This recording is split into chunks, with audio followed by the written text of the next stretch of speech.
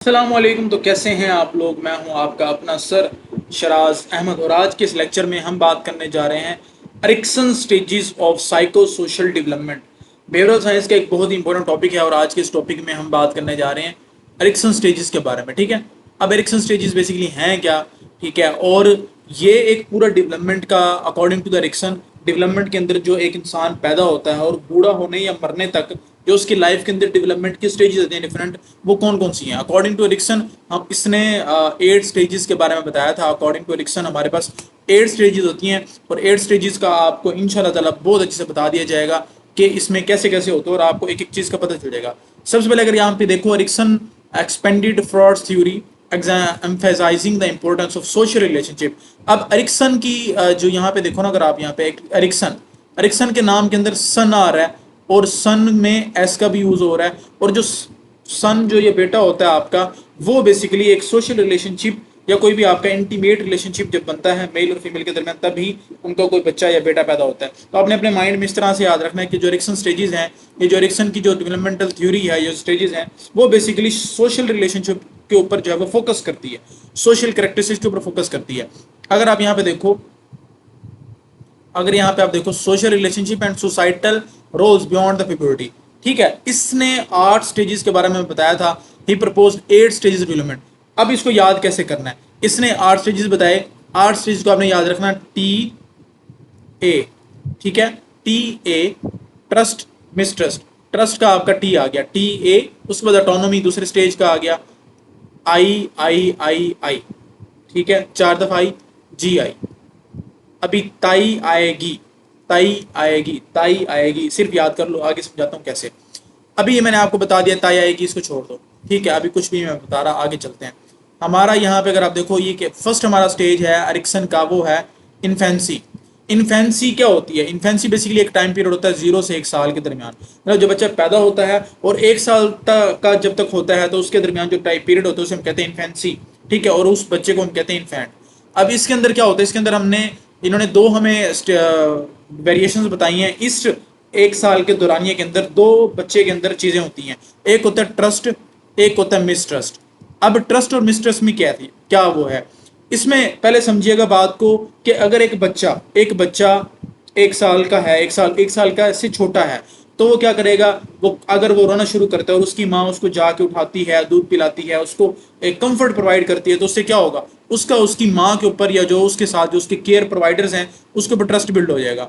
अगर मिसाल के तौर पर एक बच्चा रो रहा है और उसकी माँ उसको डांटती है कि तू क्यों रो रहा है, ज्यादातर माएँ जैसे करती हैं, चुप कर जा, मुझे तंग किया होगा, रात को सोने नहीं देता, उससे क्या होगा, बच्चे के अंदर मिसट्रस्ट पैदा हो जाएगा। ये 1 साल तक, मतलब 0 से लेके 1 साल के दौरान क्या होगा, फर्स्ट जो स्टेज है वो है इन्फेंसी का स्टेज, इसके अंदर बच्चे के अंदर ट्रस्ट भी पैदा हो सकता है और मिसट्रस्ट भी पैदा हो सकता है। अब हमारा इसमें अंदर जो की फोकस है वो ये है कि establishment of trust with the care givers, उसकी माँ, उसका बाप, जो भी उसकी फैमिली के अंदर लोग हैं वो। अब इसके अंदर क्या होता है, children learns whatever whether or not they trust the word based on the reliability of care givers. अब देखो, बच्चा रोया था तो उसकी माँ ने उसको उठाया, ये रिलायबिलिटी है उसकी माँ की, ये उसके फैमिली की, तो वो रिलायबिलिटी, वो ट्रस्ट करना शुरू कर देगा वर्ड के ऊपर कि अच्छा मैं रहूंगा तो मेरी कोई केयर करेगा, मेरी कोई फिक्र करेगा। अगर कोई नहीं करेगा तो उसको ट्रस्ट बिल्ड नहीं होगा, ठीक है। आउटकम में क्या होगा, अगर ट्रस्ट होगा तो ट्रस्ट उसको सिक्योर अटैचमेंट हो जाएगी। माँ से बच्चे को अटैचमेंट किस तरह से होती है, बच्चे को माँ से कितनी एक स्ट्रॉन्ग अटैचमेंट होती है, वो इस वजह से होती है। Trust leads to secure attachment और उसके बाद मिसट्रस्ट जो है वो लीड्स टू इनसिक्योरिटी। अगर माँ बच्चे को प्रॉपर्ली ट्रीट नहीं कर रही, प्रॉपर्ली केयर प्रोवाइड नहीं कर रही, तो बच्चे को जो है वो इनसिक्योरिटी फील होगी। हमारा पहला स्टेज हमें समझ आ गया कि अगर बच्चा 1 साल का से छोटा है, 0 से लेके 1 साल तक, तो बच्चे के अंदर 2 स्टेज होंगे। ट्रस्ट, अगर उसकी केयर की जाएगी, उसको प्रॉपर्ली केयर प्रोवाइड की जाएगी तो ट्रस्ट वाली स्टेज होगी। अगर उसको केयर नहीं प्रोवाइड की जा रही, उसको तवज्जो नहीं दी जा रही, उससे गुस्सा किया जा रहा, तो उसके ऊपर मिसट्रस्ट का जो है ना, मिसट्रस्ट हो जाएगा और उसको इनसिक्योरिटी फील होगी, ठीक है। पहला स्टेज हमें समझ आ गया। दूसरे स्टेज में आ जाओ। दूसरा हमारा स्टेज है अर्ली चाइल्डहुड। अब अर्ली चाइल्डहुड हमारा जो स्टेज है, इसके अंदर हम 1 से 3 साल के बच्चों को देखते हैं और 1 से 3 साल का बच्चा जो है उसमें 2 चीज होते हैं, ऑटोनॉमी और शेम एंड डाउट। अब ऑटोनॉमी का मतलब होता है डिसीजन मेकिंग पावर। क्या मतलब होता है, डिसीजन मेकिंग पावर, ठीक है, decision making power, autonomy is decision making power. अब जब बच्चा 1 साल से 3 साल का है, वो क्या कहता है, वो चाहता है कि वो इंडिपेंडेंट फील करे और उसका सेल्फ कंट्रोल हो, मतलब वो ना डिसीजन बनाता है जैसे वो क्या करेगा, जैसे वो establishment of autonomy fosters confidence while control over fosters the feeling of shame and doubt. अगर बच्चे ने कोई स्टेप लिया है, ठीक है, जैसे मिसाल के तौर पर बच्चा जो है ना वो क्या करता है, बच्चा कोई भी स्टेप लेता है, कोई भी चीज़ करता है अपनी तरफ से, मतलब अपनी डिसीजन बनाता है। अच्छा मैं अभी जाके ना, जैसे मिसाल के तौर पर बच्चा खुद कपड़े पहनना शुरू कर देता है। बच्चा, क्योंकि आपने 1 साल तक उसको सिखाया था ना, आपने उसको 1 साल तक खाना खिलाया था, जैसे ही बच्चा 2 साल का होगा, 1.5 साल का होगा, खुद ही खाना शुरू कर देगा। अगर वो कुछ मिसाल के तौर पर, अब वो उसको तो नहीं पता वो खाना खा रहा है, वो जो है ना गंद खा रहा है, वो ईंटें खा रहा है, वो जो है ना छोटे छोटे अजीब से कोई भी चीज़ खा रहा है, ठीक है। जैसे मैं अभी अब आपको बताता हूँ कि मेरे जैसे भतीजा है, तो वो भी ऐसे करता है। वो क्या करता है, वो कभी बट्टा उसने खा लिया होगा, कभी क्या उसने फंसाया होता है, कभी क्या, क्यों, उसको ये पता है कि मैंने खाना है, वो डिसीजन बनाता है मिसाल के तौर पर। और वो बच्चे जो है ना इस स्टेज के अंदर, जो अर्ली चाइल्डहुड है, ऑटोनॉमी और शेम एंड डाउट वाले में, बच्चे जो है ना वो जैसे आप कहते हो कि वो पोटी करने भी खुद जाते हैं, वो कहते हैं मैं पोटी भी खुद करूं, मैं सारी चीजें खुद करूं, ऑटोनॉमी, डिसीजन बनाऊं। अब क्या होता है कि अगर अगर अगर अगर एक बच्चा जो है ना वो कुछ खा रहा है, उसकी माँ ने उसको पकड़ लिया, ये गंदी चीज क्यों खा रहे हो, ये नहीं खानी थी, जैसे हम भी बच्चों को कह देते हैं ये क्यों खा रहे हो, ये तुम्हें नुकसान देगी, ये वो ऐसे, तो क्या होगा उसका, उससे क्या होगा, उससे शेम फील होगी और डाउट फील होगा। अगर हम उसको उस डिसीजन के ऊपर उसको सपोर्ट करते हैं, हाँ good good keep it up, जैसे अगर वो वॉशरूम खुद जा रहा है, कोई अच्छी चीज खुद कर रहा है, हम उसे सपोर्ट करते हैं, तो वो क्या होगा, वो कॉन्फिडेंट फील करेगा। तो इस स्टेज के अंदर क्या होता है, वो कहता है कि मुझे इंडिपेंडेंट बनना है और मेरा सेल्फ के ऊपर कंट्रोल होना चाहिए। अब इसमें होता क्या है, encouragement of the autonomy fosters confidence. जैसे मिसाल के तौर पर उसने कपड़े खुद पहनना शुरू कर दिए, अगर उसकी माँ कहेगी वाह तुम तो बहुत अच्छे हो, तुम तो खुद कपड़े पहनते हो, तो क्या होगा, उसको कॉन्फिडेंस इंक्रीज हो जाएगा। लेकिन अगर उसके ऊपर कंट्रोल, तुम कपड़े क्यों पहन रहे हो, मैंने तुम्हें कहा था नहीं पहनने, मैं तुम्हें पहनाऊंगी, वो क्या होगा, self over control fosters the feeling of shame and doubt. इससे क्या होगा, शेम एंड डाउट फील होगा, बच्चे के अंदर पैदा होगा। आउटकम क्या है कि अगर ऑटोनॉमी उसके अंदर है, ऑटोनॉमी के ऊपर आप उसको अच्छा रिस्पॉन्स देते हो, तो उसके अंदर सेल्फ कॉन्फिडेंस आ जाएगा। लेकिन अगर आप अगर अगर उसको अच्छा रिस्पॉन्स नहीं मिलता, तो शेम होगी, shame leads to doubt and hesitation, तो उसके अंदर हेजिटेशन पैदा हो जाएगी। उसके बाद हमारा बेटा तीसरा स्टेज है अर्ली लेट चाइल्डहुड, ठीक है।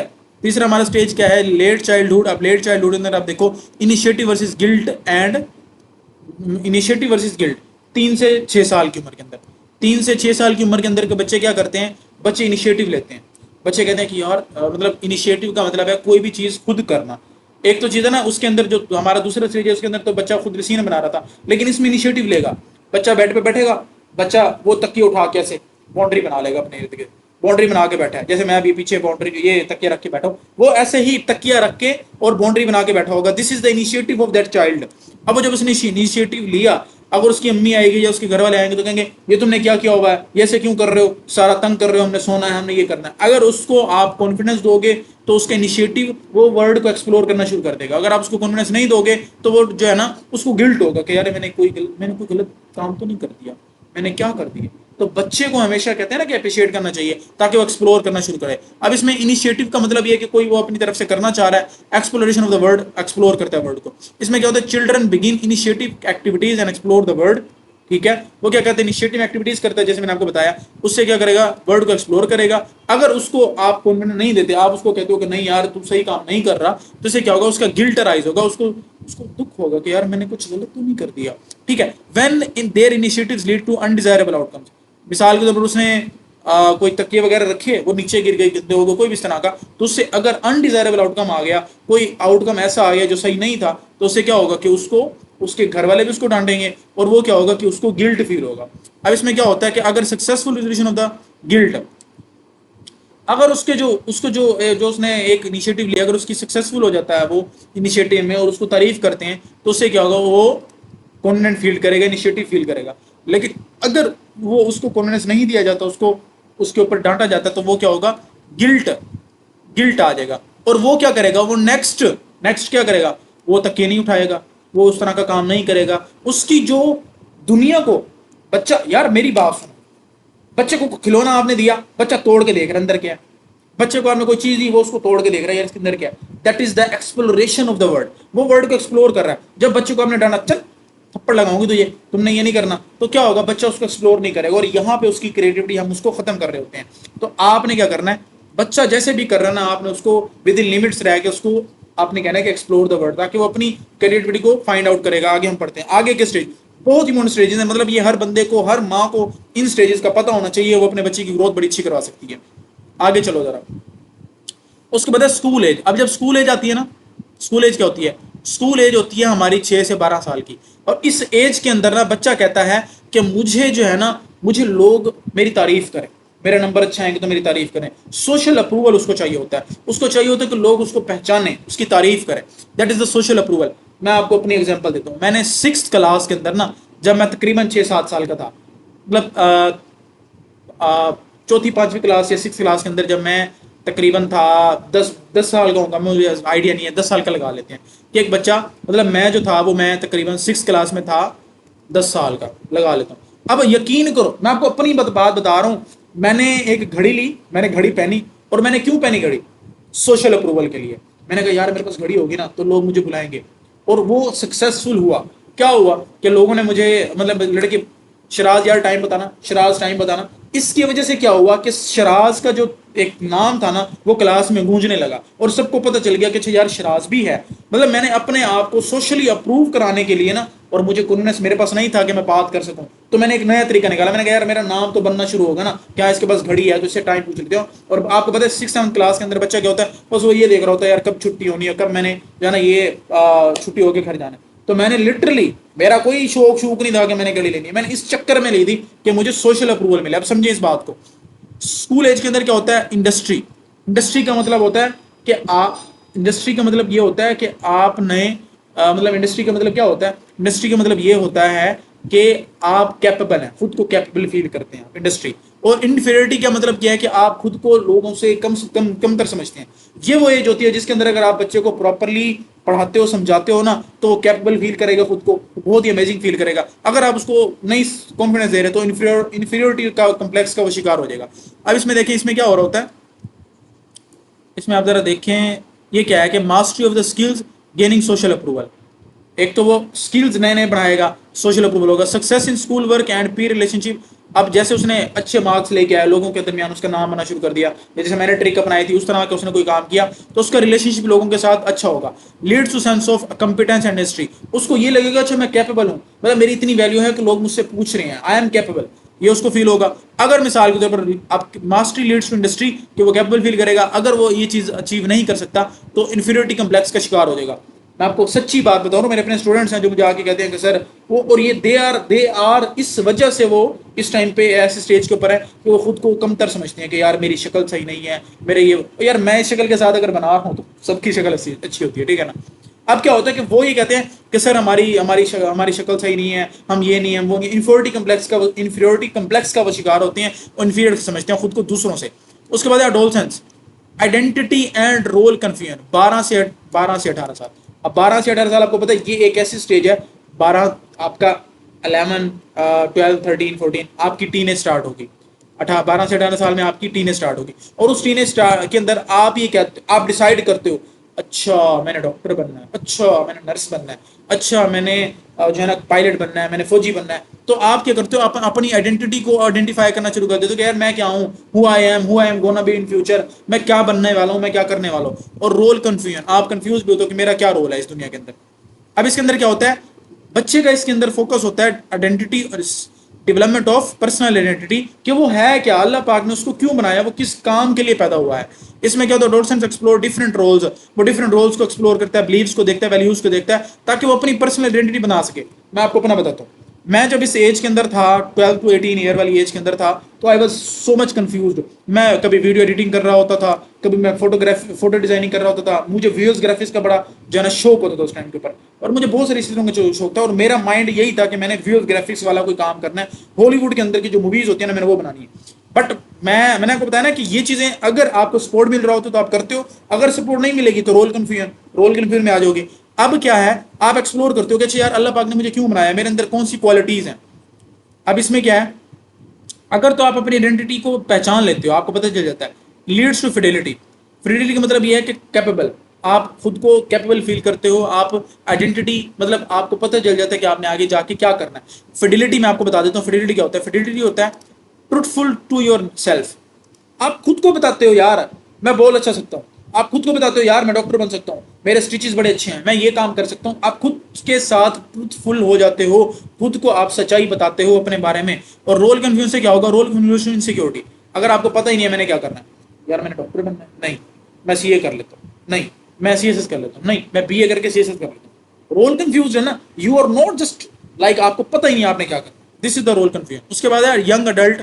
यंग अडल्ट में देखो, अब जब बंदा यंग अडल्ट हो गया, मतलब 18 से 40 साल की उम्र में, 18 से 40 साल की उम्र में, 18 साल तो तुझे पता चल गया कि यार मैंने क्या करना है लाइफ के अंदर। उसमें अब क्या है कि इसके एज के अंदर इंटीमेसी एंड आइसोलेशन। अब 18 साल देखो, हमारे पाकिस्तान के अंदर 18 साल के बाद आप शादी कर सकते हो ना। इसका मतलब ये कि वो भी इस चीज को समझते हैं कि जो हमारा इंटीमेसी है, जो हमारा सोशल रिलेशनशिप है, जो हमारी फ्रेंडशिप है, जो हमारा एक रिलेशनशिप है, हमारा एक हस्बैंड वाइफ वाला रिलेशनशिप है, उसके अंदर भी आप 18 से ऊपर होते हो, 18 से बड़े होते हो। इस एज के अंदर ये हमारा अल्लाह पाक ने नेचर में रखा है कि हम 18 साल के ऊपर जैसे ही जाएंगे तो हमारे अंदर इंटीमेसी आएगी। मतलब जैसे भी बच्चे 18 साल के ऊपर जाते हैं ना, तो उनको फील होता है यार उनका कोई होना चाहिए, उनसे जिससे बात करें। ज्यादातर जो लव वाली लव रिलेशनशिप, ये वाली सारी चीजें, ये आपकी 18 साल की उम्र में ही जाके होती हैं, ठीक है। अच्छा, उसके बाद क्या है? अब ये देखो, अब जरा अडोल्सेंट के अंदर आ जाओ, आइडेंटिटी एंड रोल कंफ्यूजन। अब इसके, हम यंग अडल्ट के अंदर थे, ठीक है। अब इसमें क्या? Formation of intimate relationship. उसका फोकस होता है इंटीमेट रिलेशनशिप बनाना, फ्रेंडशिप करना, रिलेशनशिप बिल्ड करना, ठीक है। Establishing meaningful long term relationship leads intimacy. अगर देखो आप किसी के साथ रिलेशनशिप बिल्ड करते हो, आप दोस्त बनाते हो, आप किसी को अपना पार्टनर बनाते हो, आप शादी करते हो, कोई भी इस तरह की चीज, अगर आप रिलेशनशिप के अंदर आते हो तो लीड्स टू इंटीमेसी। अब इंटीमेसी का यहाँ पे मतलब क्या? इंटीमेसी का मतलब है लव, इंटीमेसी का मतलब है हैप्पीनेस, इंटीमेसी का मतलब है कि आप खुद को खुश फील कर रहे होते हो, ये इंटीमेसी है। अगर रिलेशनशिप बनाओगे, अगर आप दोस्त बनाओगे, चीजें बनाओगे, तो आप हैप्पीनेस की तरफ जाओगे। और ये बच्चा इस एज के अंदर ना एफएसी के अंदर होता है, इसलिए कहते हैं कि यहाँ पे बड़ी अच्छी और पक्की दोस्तियां बनती हैं। उसके बाद देखो, अगर अगर आप खुद को आइसोलेट कर लो तो नहीं मैंने दोस्ती नहीं लगानी, मैंने ये नहीं करना, मैंने पढ़ाई पे फोकस करना है, आप क्या करते हो? आइसोलेशन में आ जाते हो, अवॉइडेंस ऑफ द कमिटमेंट। आप कहते हो यार मैं कमिटमेंट नहीं कर सकता, मैं कमिट नहीं हो सकता किसी के साथ, तो आप आइसोलेशन में आ जाते हो, अकेले हो जाते हो। आउटकम क्या है? Intimacy leads to strong relationship. इसी वजह से आपके रिलेशनशिप अच्छे हो जाएंगे। अगर आप इससे दूर भागते हो तो क्या होगा? लोनलीनेस होगी, ठीक है। उसके बाद क्या है? Middle adulthood. मिडिल एडल्टहुड के अंदर क्या है, जरा देखिएगा। मिडिल एडल्टहुड के अंदर क्या है कि जनरेटिविटी एंड स्टैग्नेशन।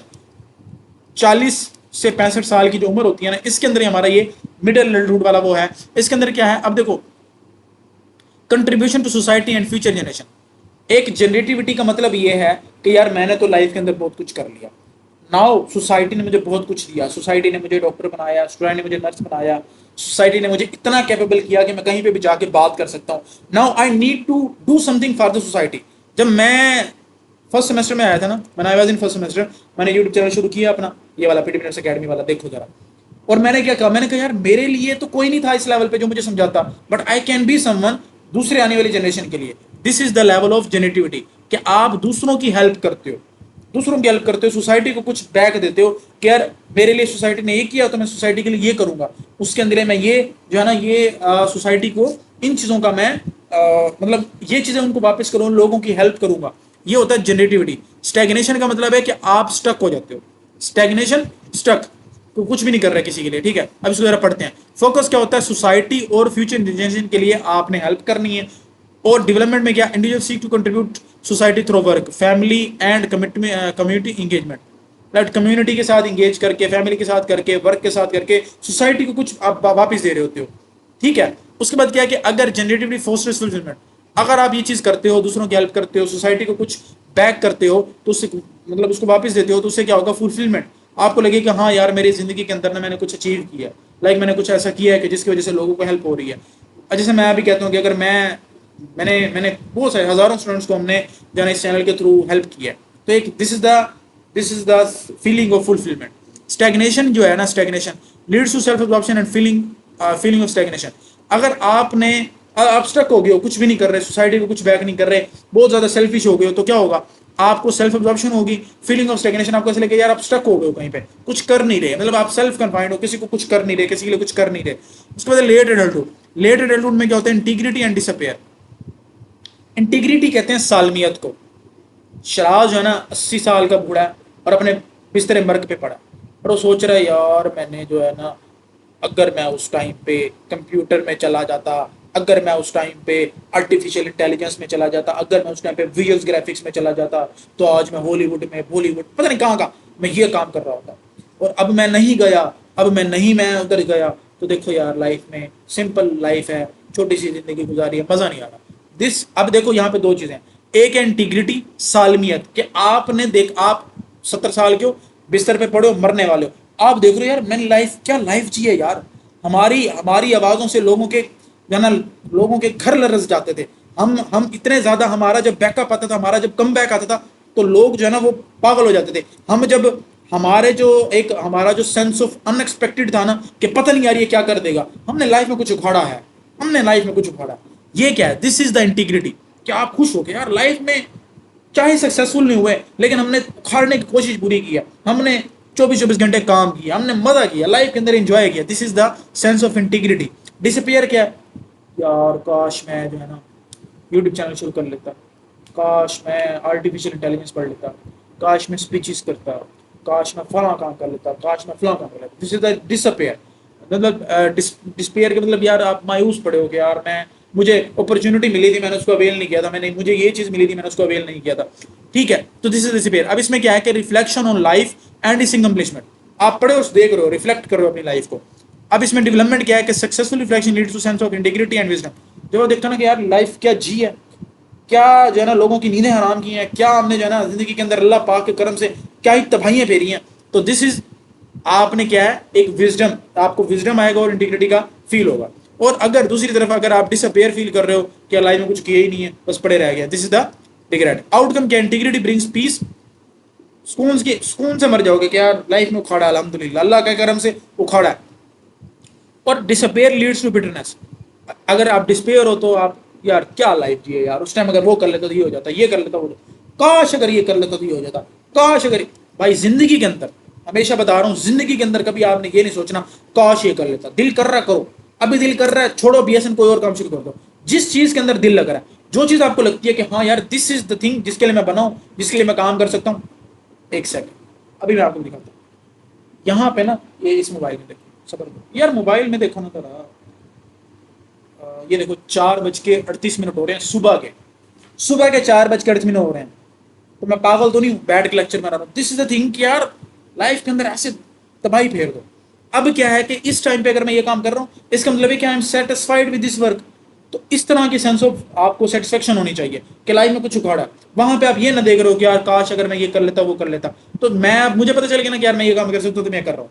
तो दिस इज द थिंग कि आपने अपने आप को सेल्फ एक्चुअलाइजेशन के स्टेज के ऊपर लेके जाना है। और कुछ लोग ना, मैं आपको बताता हूँ, कहते हैं ना कि आपकी जिम्मेदारी आपको टाइम से पहले मैच्योर कर देती है।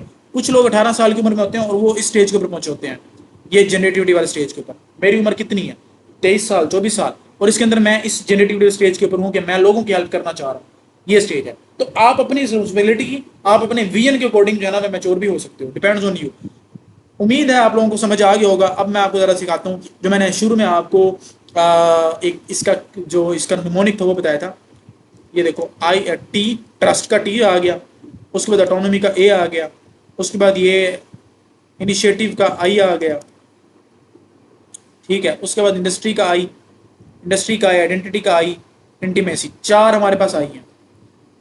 T A I I I tie, उसके बाद है जी, उसके बाद भी एक आई है, ठीक है ना, हमारे पास 5 आई है, फिर आई, और फिर उसके बाद फिर आई, और जी, और फिर आई।